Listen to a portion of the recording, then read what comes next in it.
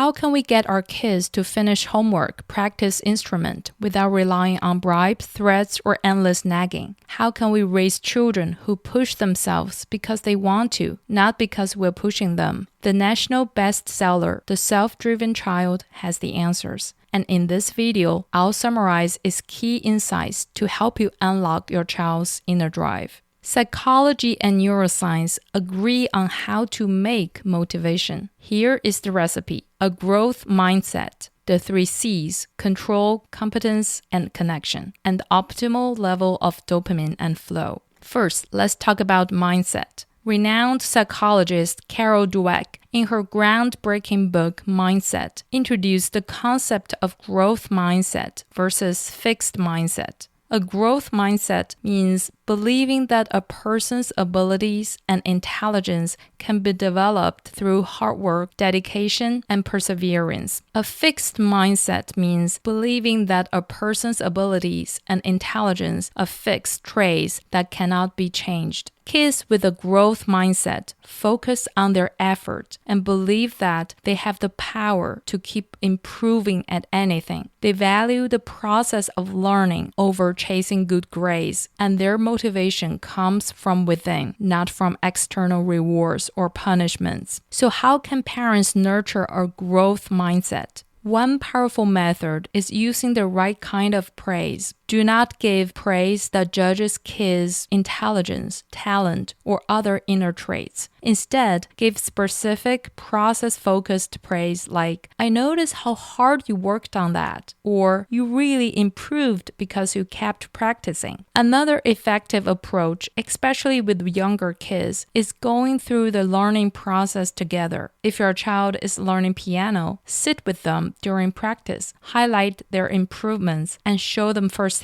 that effort leads to progress. The second ingredient, the 3 C's, control, competence, and connection. In the 1970s and 1980s, psychologists Edward D.C. and Richard Ryan made a groundbreaking discovery. People are most motivated when 3 basic psychological needs are met: autonomy or control, competence, and relatedness or connection. This became the foundation of their self-determination theory, which reveals that external rewards and punishments can actually kill motivation, while true drive comes from within. The first C, control or autonomy. This is the most important of the 3 C's for building internal motivation.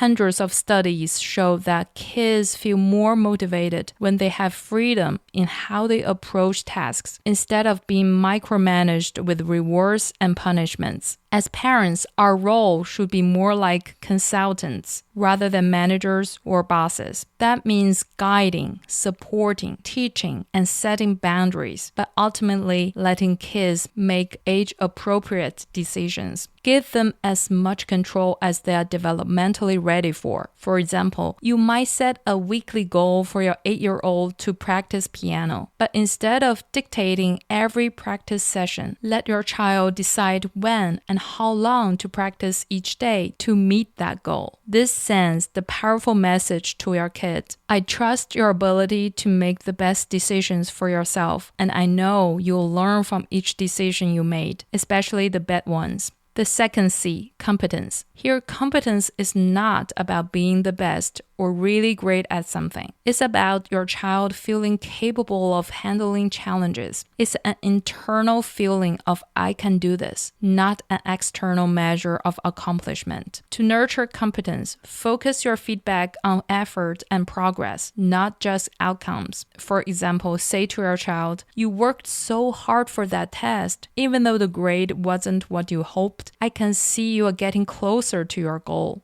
The third C, connection. Connection means feeling deeply cared for as a person, not just for achievements. The more your child feels truly connected to you when they feel your love is unconditional and can say to themselves, "My parents cared about me as a person, not just my grades," the more likely they are to take your values to heart. For example, if we want our kids to value education and hard work, they're much more likely to adopt those values when we lead with connection, by responding to their academic struggles with empathy, not criticism. Here is how the 3 C's work together. Your child comes home upset after failing a math test. Instead of lecturing, you say, I know you are disappointed, and I saw how hard you worked. I can help you figure out how to improve next time if you want. That calm, caring tone builds connection. Saying that improvement is possible builds competence. And ending with if you want gives your child control, showing that you are a consultant, not a manager or boss.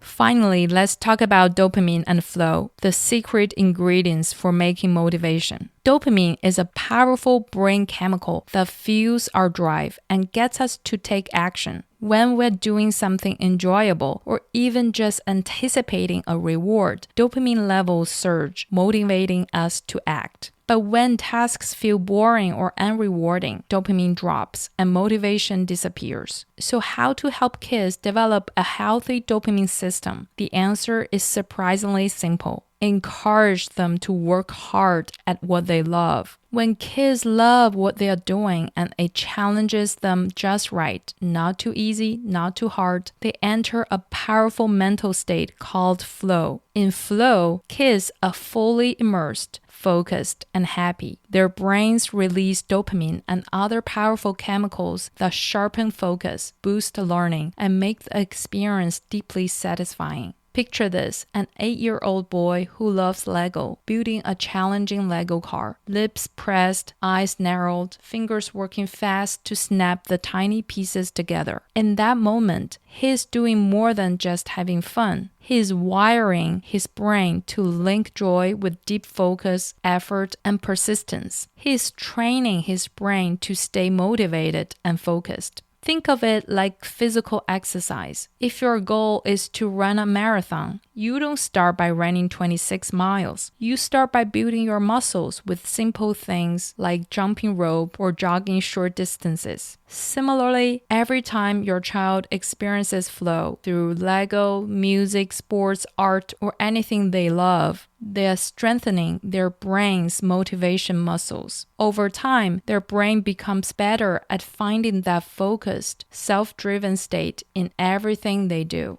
By fostering a growth mindset, emphasizing control, competence, and connection, and creating opportunities for flow, you can raise a truly self-driven child, motivated from the inside out. Thanks for watching. Keep learning, keep growing, and together we'll be better moms and dads. See you in the next one.